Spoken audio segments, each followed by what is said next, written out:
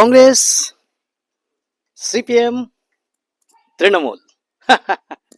তিন তিনটে তিন তিনটে বিখ্যাত রাজনৈতিক দল সম্পর্কে সামান্য দু চারটি কথা বলতে আবারও আপনাদের সামনে উপস্থিত হয়েছি, আপনাদের স্নেহের ও ভালোবাসার কবি সুব্রত মিত্র।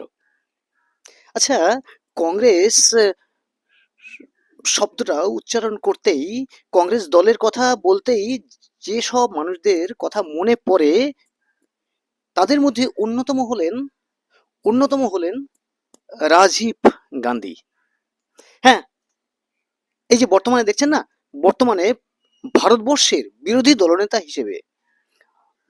দলনেতা হিসেবে যাকে গণ্য করা হয় বা ধরা হচ্ছে, সেই সেই রাহুল গান্ধীর পিতা রাজীব গান্ধী। তাহলে রাজীব গান্ধীর পিতা কে হবেন? ফিরোজ গান্ধী। ফিরোজ, বুঝতে পারছেন? আচ্ছা, তাহলে রাহুল গান্ধীর মা কে? রাহুল গান্ধীর মাতার নাম কি? সোনিয়া গান্ধী। তাহলে সোনিয়া গান্ধীর জন্ম কোথায়? হ্যাঁ, জানেন? অবশ্যই জানেন। যদি না জেনে থাকেন তারা আবার একটু এটা নিয়ে চর্চা করবেন। ইটালিতে। তাহলে ইটালিতে হচ্ছে সোনিয়া গান্ধীর জন্ম। এবার কমিউনিস্টদের কথায় আসি। এই যে কমিউনিস্ট যে রাজনৈতিক দল, এই দলের উৎপত্তি কোথা থেকে? রাশিয়া থেকে। রাশিয়ায় রাশিয়া থেকে উৎপত্তি এই কমিউনিস্ট পার্টির। হ্যাঁ, আর তৃণমূল তো একেবারে এপাং ওপাং ঝপাং, এপাং ওপাং ঝপাং। এটা হচ্ছে তৃণমূল, সবকিছুতেই আছে।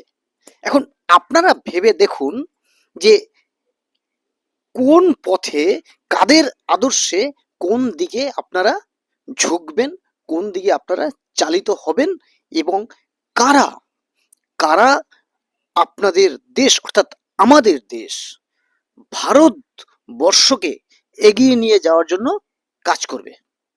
হ্যাঁ, কংগ্রেস, সিপিএম, তৃণমূল কংগ্রেস, তিনটে দলের এই যদি দশা হয়, বাকি থাকছে যেটা ভারতীয় জনতা পার্টি। পার্টিটার নাম কি?